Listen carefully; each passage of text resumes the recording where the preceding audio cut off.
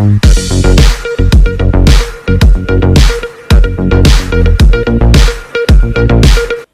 दोस्तों, मैं आपके साथ कवि देवेंद्र शर्मा। आप देख रहे हैं नवस्वर जागरण। आज मैं एक ऐसी शख्सियत के साथ, ऐसे व्यक्तित्व के साथ हूं जो किसी परिचय का मोहताज नहीं है, प्रखर वक्ता है, जाने माने लोकप्रिय युवा राजनेता है और एक वरिष्ठ भाजपा नेता, बरेली की राजनीति के पुराने प्रोधा। जी हाँ, मैं बात कर रहा हूं शिव शंकर शर्मा जी की, जो आंवला विधानसभा से आते हैं और कई बार दावेदारी पेश कर चुके हैं। 2012 में मीरगंज विधानसभा में उन्होंने प्रबल दावेदारी की थी, लेकिन आकस्मिक कुछ दिक्कतों की वजह से वो चुनाव नहीं लड़े थे। आइए उनके सुपुत्र, जो भाजपा के क्षेत्रीय संयोजक हैं दिव्यांग प्रकोष्ठ के, मैं बात कर रहा हूं अमित शर्मा जी से, जिनका मूल परिचय उनसे जानते हैं तो ज्यादा बेहतर रहेगा। आपका बहुत बहुत स्वागत है नवस्वर में। धन्यवाद मित्र। भारतीय जनता पार्टी में प्रकोष्ठ, ऐसे अनेकों प्रकोष्ठ बनाए गए हैं जो सामाजिक क्षेत्रों में काम करने के लिए हैं। उसी में से एक है दिव्यांग प्रकोष्ठ।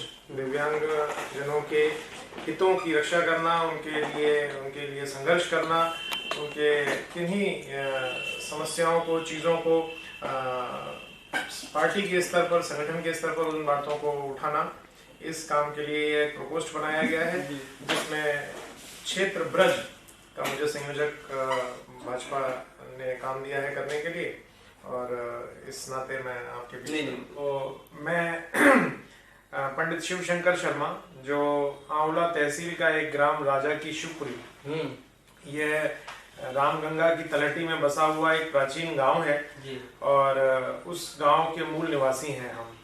मेरे पिताजी वर्ष 1975 में बरेली आए और बरेली आकर उन्होंने नौकरी की और वहां से अपने सामाजिक जीवन की यात्रा शुरू की।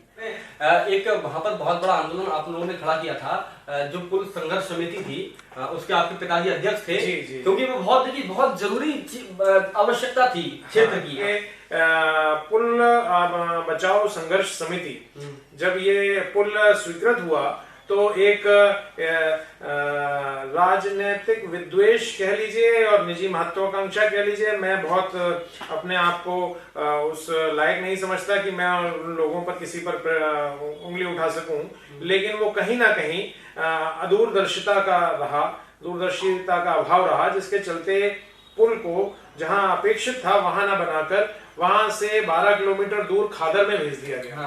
और गोरा हिमराजपुर और इधर कुलड़िया गौरीशंकर मंदिर गांव लगता है, तो दोनों ओर के संपर्क मार्ग बहुत सक्रिय हैं। और इतने सक्रिय संपर्क मार्गों में जहां छोटी मारुति 800 गाड़ी से जाना कठिन है, और वहां पर 70 करोड़ रुपए की लागत से विशाल पुल बना दिया गया है रामगंगा की नदी पर, बनकर खड़ा है और जिस पर परिवहन शून्य है। वह एक सरकार और प्रशासनिक कहना चाहिए उस दूरंदेशी के अभाव का एक नमूना भर बन के खड़ा हुआ है, उस पर कोई परिवहन ही नहीं है। जबकि पुल बचाओ संघर्ष समिति ने यही काम, जब ये स्वीकृत किया गया और उसको स्वीकृति को वहां ले जाने लगा गोरा हिमराजपुर और यहाँ, तो एक संघर्ष समिति बनी। दोनों ओर के लोगों ने ये आवाज उठाई, बहुत 40-40 दिन तक तहसील का घेराव हुआ और तहसीलों पर बारिश में, पानी में लोग छाता लेकर डटे रहते थे। 40-40 दिन मीरगंज तहसील और आंवला तहसील में घेराव किया है लोगों ने कि पुल गलत जगह जा रहा है, पुल की आवश्यकता यहाँ है। इधर से मीरगंज से सीधी कनेक्टिविटी है, इधर से आंवला, सिरौली और ये पूरी कनेक्टिविटी है, पुल यहाँ बनना चाहिए। लेकिन वो किन्हीं कारणों से पुल वहां गया बहरहाल। और संघर्ष समिति में, जैसे आपने बताया, मेरे पिताजी का एक अच्छा उनकी योगदान और इस दृष्टि के साथ ही उन्होंने उसमें काम किया और क्षेत्र के सब लोगों ने काम किया। हम तो तथ्यों पर बात कर रहे हैं, जी, जो पता है हमें, जो हम जनता से लेके आए हैं वही बता रहे हैं। जी, नहीं, निश्चित रूप से वो पुल बचाओ संघर्ष समिति के एक लंबे 7-8 वर्ष के आंदोलन का ही नतीजा ये रहा कि आज अब पुल स्वीकृत हो गया है और अब कैलाशगिरी बाबा मढ़ी के नीचे रामगंगा नदी पर पुल बनने जा रहा है, जो कि इधर सिरौली और अंजनी से जोड़ता हुआ मीरगंज तक को जोड़ेगा। चलिए बहुत अच्छा। ये अच्छा, अब थोड़ा राजनीतिक उस पर आते हैं। चुनाव का माहौल है, पूरा प्रदेश लोकतंत्र के महोत्सव में डूबा हुआ है, रंगा हुआ है।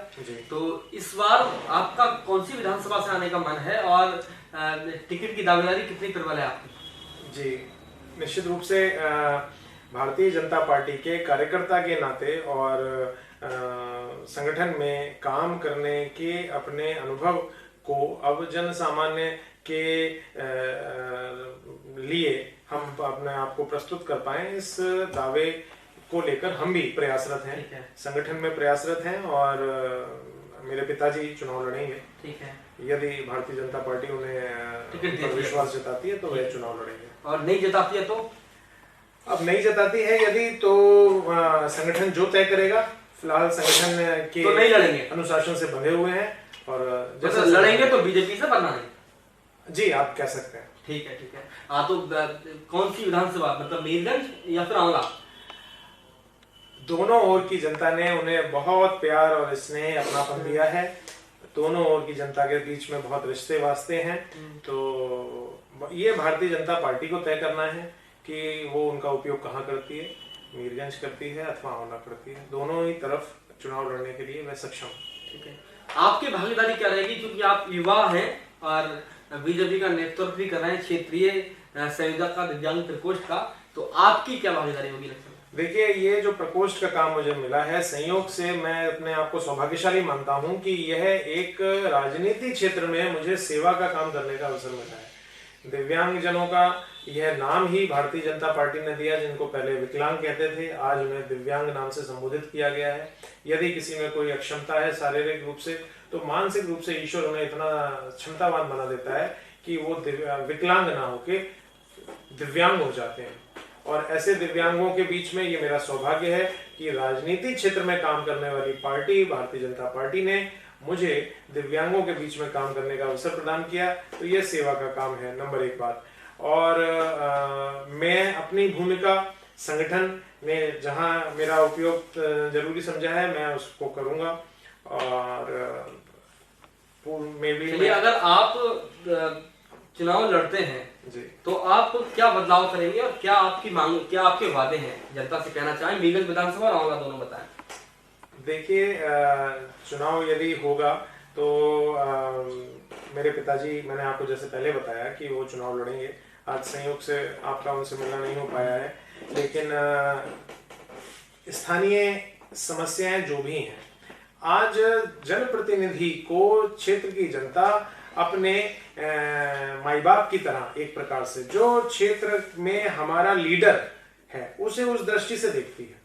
और तमाम तरह की समस्याएं, रोजाना की जो चीजें हैं, जो आदमी उनके बीच में से निकल कर आता है वो ज्यादा अच्छे से समझते हैं। आपको वोट क्यों दे? जी भाई, आंवला की जनता, ठीक बात करते हैं हम, आंवला की जनता आपको वोट क्यों दे? आंवला की जनता वोट इसलिए दे क्योंकि उसे अच्छी सड़कें चाहिए, उसे पुल चाहिए, उसे संपर्क मार्ग चाहिए, अच्छे कानून व्यवस्था दुरुस्त चाहिए, पुलिस प्रशासन चुस्त दुरुस्त चाहिए, तहसील एसडीएम कोतवाली यहाँ शोषण ना हो। ठीक है। और भारतीय जनता पार्टी, जैसा मैंने आपको कहा कि एक दल विशेष में हमारी निष्ठा है, तो ये भारतीय जनता पार्टी की नीतियों का और सरकार का हम लोगों तक से ही सही लाभ भी पहुंचा पाए। इन्हीं सारे उद्देश्यों को लेकर हम चुनाव लड़ेंगे। और स्थानीय होने के नाते दोनों विधानसभाओं का, जिसका आपने नाम लिया, आंवला चूंकि वहां का जन्म स्थान है और मीरगंज हमारा कार्य क्षेत्र रहा है, तो उन दोनों ही विधानसभाओं में यदि पार्टी समर्थन देती है, टिकट देती है, चुनाव लड़ने का अवसर प्रदान करती है, तो दमदारी से चुनाव लड़ा जाएगा। ठीक है, बहुत बहुत धन्यवाद आपका। देखिए, ये थे अमित शर्मा जी, क्षेत्रीय संयोजक दिव्यांग प्रकोष्ठ भाजपा। इनके पिताजी वरिष्ठ भाजपा नेता हैं और राजनीति में कई वर्षों से सक्रिय हैं, अनेक चुनाव लड़े हैं। आंवला और विधानसभा मीरगंज से भाजपा की टिकट के प्रबल दावेदार हैं।